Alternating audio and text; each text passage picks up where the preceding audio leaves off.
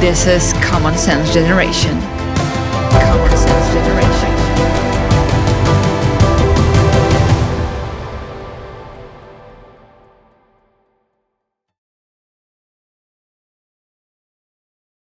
Hello, everyone. My name is Marek Kądzielska-Koper, and this is Common Sense Generation, my new video podcast about philosophy, community, values, culture, literature, and basically everything what I love. And I have with me in the studio two great guests, and this is Marek Matraszek and Jonathan Price. Both of you, thank you very much for coming. Thank you for inviting us. Thank you, Marsha. And you are my first guest because this is the very first episode, and Common Sense Generation, obviously inspired with some conservative British philosophy and the virtue of common sense, but the thing itself, and I think a person who connects all of us, is Sir Roger Scruton, a philosopher, but also a very brave man who had a lot to do with Eastern Europe and UK, and I think he brought a lot of free intellectual thinking to at least to academia in UK and in Poland, in Czech Republic, in all of those places. So before we go to the topic of common sense, I would like to dig in a little bit to personal stories of both of you, because you have very interesting biographies. Marek, let's start with you, because you knew Roger for a long time, and you yourself born in UK but raised Polish. Speaking Polish, of course. That's right. And it's actually interesting because when I did meet Roger, I was 22.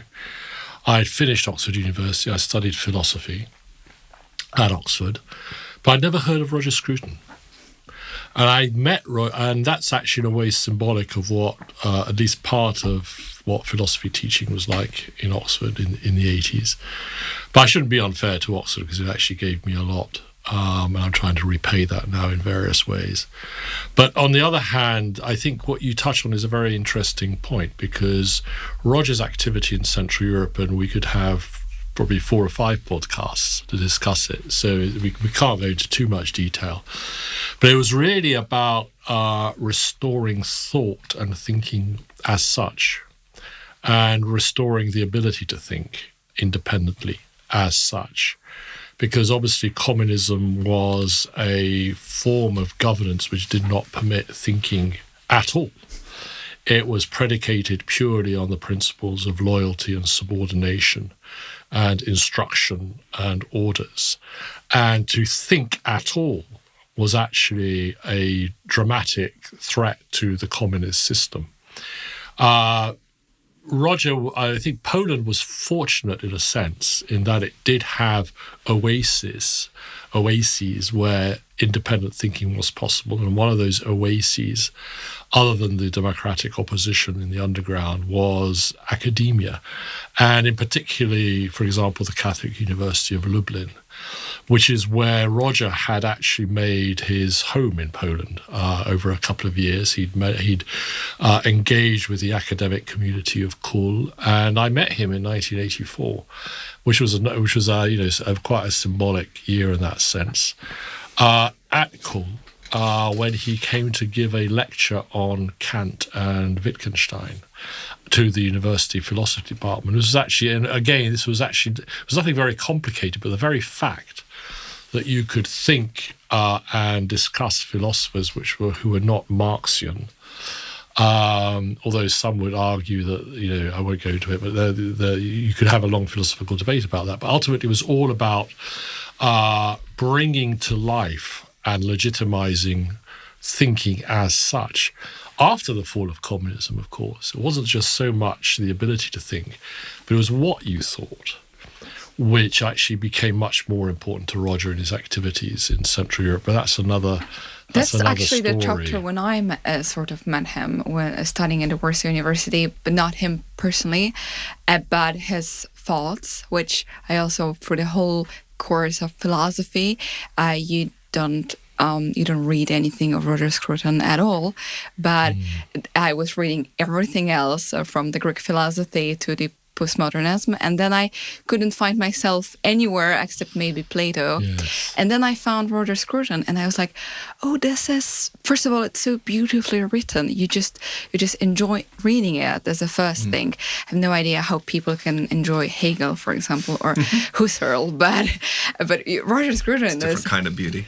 Definitely different kind of beauty. But then I realized, wow, this is also practical, but it expresses what I think, and that he showed that he brought back conservatism to academia as a part of academia, because for a long time it was just banished. So that if you said you were a conservative, even in the Polish academia or in the West, then they thought you're just stupid and that you're just uneducated. That's why you say such things. I later on studied in Berlin, and definitely this is still a cliche.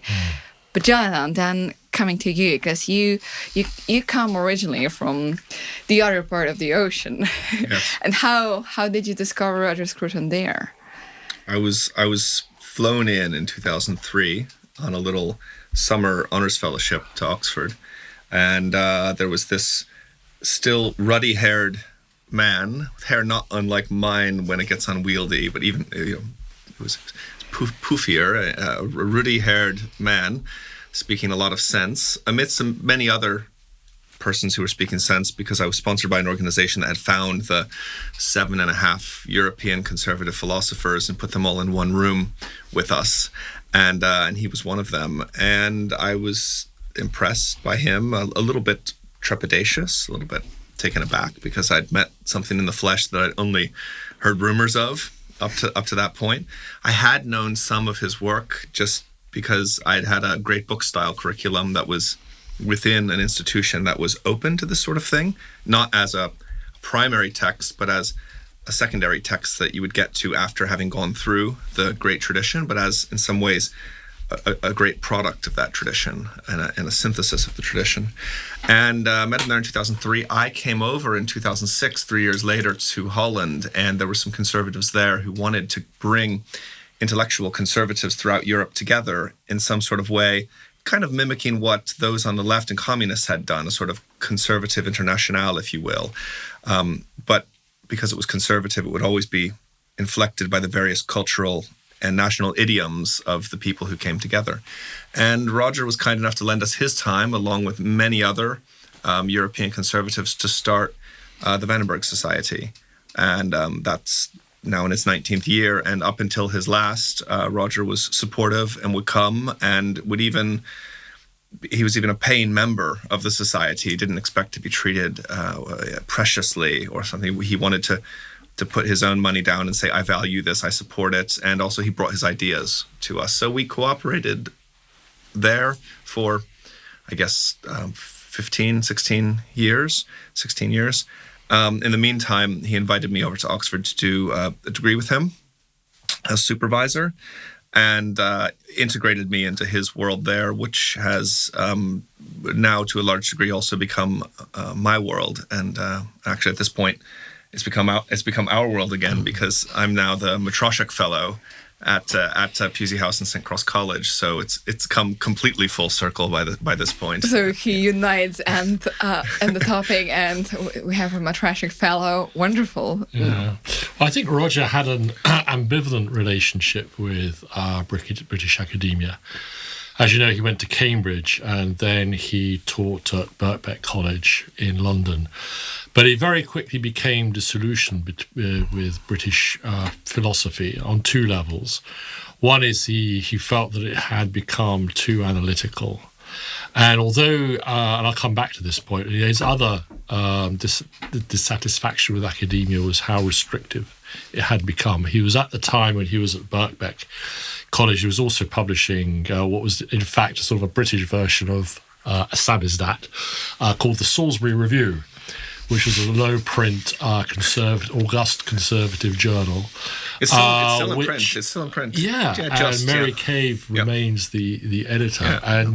But Roger came into, obviously, focus for the British left at that time, and life in British academia became more and more uncomfortable for him. So he actually felt that he had certainly more academic freedom to say what he thought when he travelled to Central Europe. But his disaffection with British philosophy was not only because of his own particular career, which had sort of pushed him out of British academia, but he was also dissatisfied with the way British philosophy was moving. And although he obviously was British, he was a philosopher, and he looked to very strong traditions of British conservative thinkers or writers like Burke or Oakeshott. Ultimately, he was, in my mind, much more of a continental philosopher. In fact, actually, almost a Central European philosopher, because if you look at all the sources of his own thinking, they are fundamentally continental. He was a Kantian. But if you read him carefully, you will see the influence of Hegel. He was very much, I think, influenced by the later Wittgenstein. And let's not forget that when he was at Cambridge, when he was still at Cambridge, when he was a doctoral student, he was a student of Elizabeth Anscombe, who was the main sort of pupil of Wittgenstein himself, who was at Cambridge between the wars. And the greatest influence upon him was the phenomenology of Husserl through Patočka. And that's why he felt most at home in Central Europe. Because you think of all those philosophers, they take you from Königsberg, where Kant was, down almost a straight line down Germany, and then into Bohemian Moravia, and down to Austria. With Wittgenstein. So it's actually quite interesting to think of Roger primarily as a Central European philosopher, because ultimately he recognized that the very dry British analytical tradition of philosophy didn't really answer some of the really big questions of philosophy, but actually didn't answer some of the small practical questions of philosophy either. And the right way to approach philosophy is to take the continental approach, which brings you into the whole area of one's dialogue with metaphysics. And that's something which Roger also, I think, accepted, particularly towards the latter half of his life. So just to go back to your fundamental question, I mean, how, his relationship with Central Europe really comes, I think, on two levels: the personal experience that he had as an academic, but also an intellectual journey, which brought him much more to feel that Central Europe was his genuine spiritual home than the sort of the barren wastelands, if you like, of red brick British academia and postmodern philosophy that was then flourishing in the British Isles. In his style, I mean, in the way of writing, he's very not continental, but British in this case, that his books can be easily read by people who are not philosophers or not in academia, but just for fun. Even right now to Scrutopia come people with no philosophical background, with just the fact that they, even if he is such a popular author, and you couldn't be a popular author if you couldn't be read on many levels. I would say we wouldn't name probably Kant a popular author, like he is known. Well, apparently Roger wrote his little book on Kant in a spare afternoon, so he actually knocked it off in the way one would. But the style right now, if you give even to one of my supervisors, this professors at Warsaw University, a paper written in the style of Roger Scruton, they would say it is not academic. Like, you cannot write this way. Wit or something else does. This is maybe for a paper, for a column, but not in academia. And I think this is the difference. I think, Marek, that was really well said, and you're absolutely right about him as a Central European philosopher. I don't think I'd put it together so clearly up until now. I think what you're commenting on, Marisha, is on the first part of your comments is something like you could say he took the tools of analytic philosophy and he brought them to bear on the permissiveness of the questions and the answers and the metaphysics that is still present in the continental tradition. One of the problems one runs into pretty quickly in the continental tradition is the brilliance of the way in which a question is asked and answered is coupled with flying fast and loose with facts, sometimes with logic and others. So Foucault is the great example, asks quite interesting questions, and sometimes the answers are too good to be true, in part because they're not always true and they're not always rigorous and they don't always admit of the kinds of analysis that philosophy should. So one of the things that he was very plain about and very good about was breaking something down into its parts in order to build it back up. So the deconstruction was the first step, but there was a reconstruction of it, a rational reconstruction of it that could be presented as his argument, and that's why he provides tremendous clarity to the thought of Hegel at certain times, or even to just re-explaining Marx, which can be difficult for Marxists to do, but he does quite well. The latter point, I think, if you look at his most academically serious works, like the works on aesthetics of architecture and music, those read like very high-minded analytical philosophy. I agree. And then there's the popular tradition on the other side. There's a space in between, and I think that's something like his book on modern philosophy, which has each chapter on a different thinker, and that does have rigor, but it's didactic in tone. And what it's meant to do is to teach someone, and much of the academy is not busy with teaching. It's busy pretending to be researching. Right. This, of course, is the element of it. Yeah.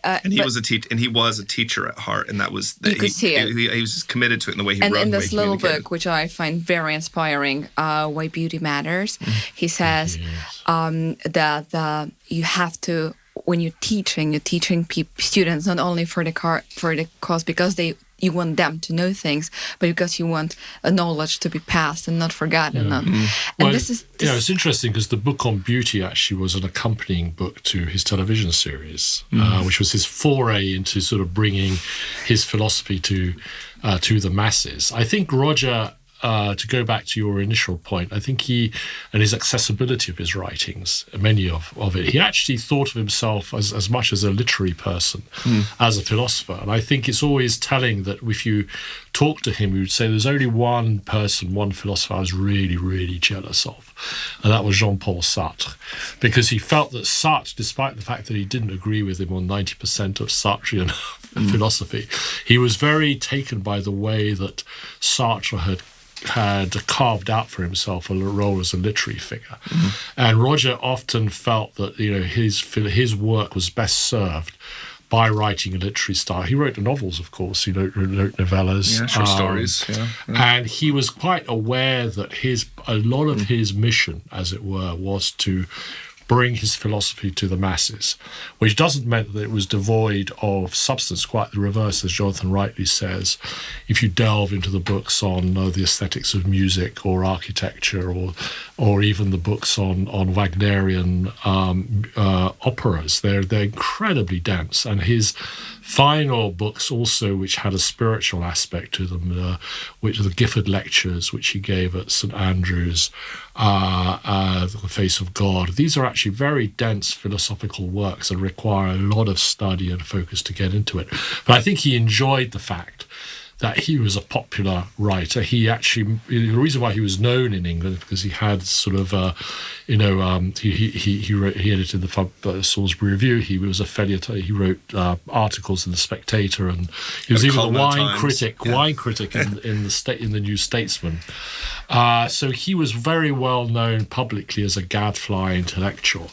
And many on the left did take cheap shots at him because they thought he was a sort of a pound-land philosopher, which is not true. He was actually very, very incredibly, one of the greatest polymaths that I think we've seen in the 20th century, frankly. So he was not. So in that sense, he was a very deep person, but he didn't shy away from writing popular philosophy because he recognised that ultimately his partner for dialogue was the ordinary man, the common man who displayed common sense, which we'll come to in a minute, I'm sure. Absolutely, but I don't also think that actually great philosophical books need to be dense in the sense that in a Kantian way or later on in German tradition. I think the beautiful tradition of even like writing it the way Plato did, and we still are inspired with everything what he said. And there are like poetries and poets who we find as philosophers today, and we see them as intellectual minds, or philosophical minds, and they probably inspire us even more sometimes than the system, a philosophical system with like every poet or let's say the analytic philosophy, which is always and needs to be very limited, and sometimes it just the beauty, the art of itself to analyze words and go somewhere, sometimes I think driven away from reality and maybe from the common sense. This is Common Sense Generation. If you like this channel, please subscribe, share and comment. Your voice really matters. So was it the experience of Central Europe and what he saw in Czechoslovakia and Poland that turned him from being idealists, let's say, because after living in the free world, which England was a free world, and then seeing the communist regime here, or socialist regime, and the complete lack of common sense can open your eyes. You can be like Sartre and not see that the villages are painted, and see Russia as a beautiful place, but you can also see the truth. And Roger saw the truth. I think eventually he certainly did have his eyes wide open to the truth of what was wrong in Central Europe and Eastern Europe, what was wrong with communist regimes and with socialism. But by his own account, in a number of places, including his I Drink Therefore I Am, where he gives an account that's ensconced in wine, which may or may not be a wholly correct redescription of how it happened, because he does tell the story after having quite a bit of wine, so it's memory back through wine. But he says he was there in 1968 in Paris, which he was, and he saw the young bourgeois basically destroying the livelihoods of the workers. He saw that the students going out on the streets and protesting and making life hard for ordinary people. And he decided if that was revolution, he was whatever was opposite it. Now, there are many things that could be opposite revolution, but one that is certainly directly opposite is conservatism. And so I think that was the initial term that he describes. Fast forward that, and you see the 1970s in Britain were an age where Britain could have teetered toward a sort of full-blown socialism under a certain kind of left labor rule. And it was a pretty sad place to be economically and culturally then. Simultaneously, there were rumors that things were well in the socialist republics and the democratic socialist republics of the East. And he went and saw for himself and saw through the lie. But one of the tools he had to see through the lie, I think, was that new vision that said, if that's revolution, I'm not for it. Yeah. I think it's very interesting, the turn of 68, if you like, which brought home to Roger the threat of destruction rather than preservation. It's very easy to destroy. It's much more difficult than to rebuild or to preserve, and preservation is the challenge. But when he started to travel initially to Czechoslovakia, he saw the barrenness of what communism brought. And obviously he saw the dictatorship, he saw the sort of the barrenness of public thinking. But what he saw, actually, I think it really brought home to him this concept of two ways of viewing the world. And I referred earlier to his the way he was enamored by Husserl and Patočka, who themselves had this idea of something called the Lebenswelt, as opposed to the world of science and technology and facts. There was the Lebenswelt, which was the world of values, through which we actually understood our existence. And he very quickly saw that under communism, paradoxically, those were the countries where the value of things was the most preserved and the most recognized. And he saw the importance of three things which later informed much of his more popular writings. In other words, he saw that insofar as humanity and the human way of perceiving the world was being preserved, it was through the institutions of the church and religious sentiment, national sentiment, national identity, and broadly understood culture, which was transmitted through art, through books, through philosophy.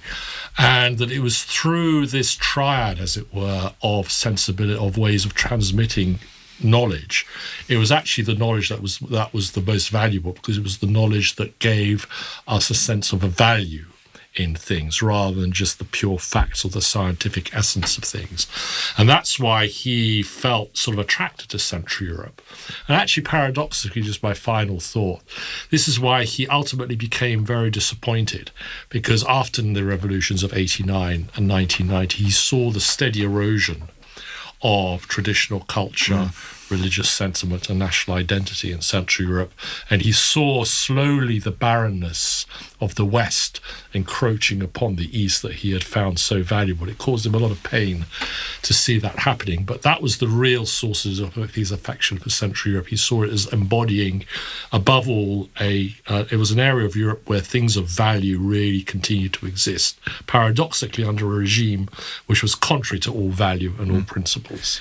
It's curious because religion, national identity, and culture also solved a problem for him, which was how you make the first person plural. Yes, and that the existential question that has plagued liberal societies, descriptively liberal societies that identify, that are methodologically and metaphysically individualist. That's provided us with liberties, untold liberties, things we wouldn't want to take away from people without good reason, and that we enjoy. And it's estranged us. And that estrangement was something he was moving back from, and he was bold enough and courageous enough to ask the right questions and to allow them to be answered in ways that fell out of the traditions of education that he'd been brought up in, including the analytical tradition in philosophy, which would have precluded the asking and even remove the possibility, therefore, of answering those types of questions. Yeah.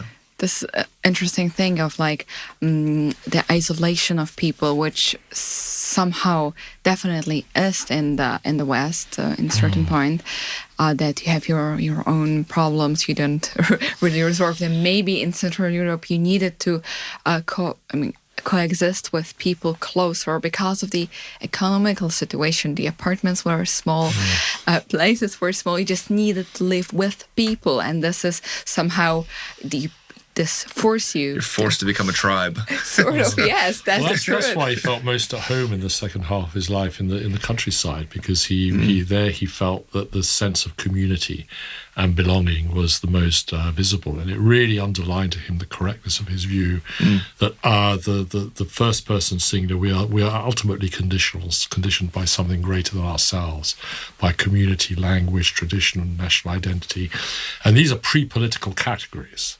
In other words, again, just finally, Roger is often characterized as he was never a politician. He had no interest in politics. He actually had very little interest in the Conservative Party. He had certainly no interest in political power for himself, because he believed that ultimately value resides not in the political but in the pre-political, and that is what needs to be nurtured. You may have to use politics in order to do that, but politics in itself can never be an end in itself, which is ultimately what communism was. Yeah. And therefore, the preservation of value, I think, was something that was absolutely central to his thinking. And it was reflected in why he felt so much literally at home towards the end of his life, with his house, his family, his church, and his community. Yeah. Well, this is a beautiful moment to put a point here and finish the part 1 of Common Sense Generation interview with Marek Matraszek and Jonathan Price. Thank you, both of you. Very much. Thank you for having us.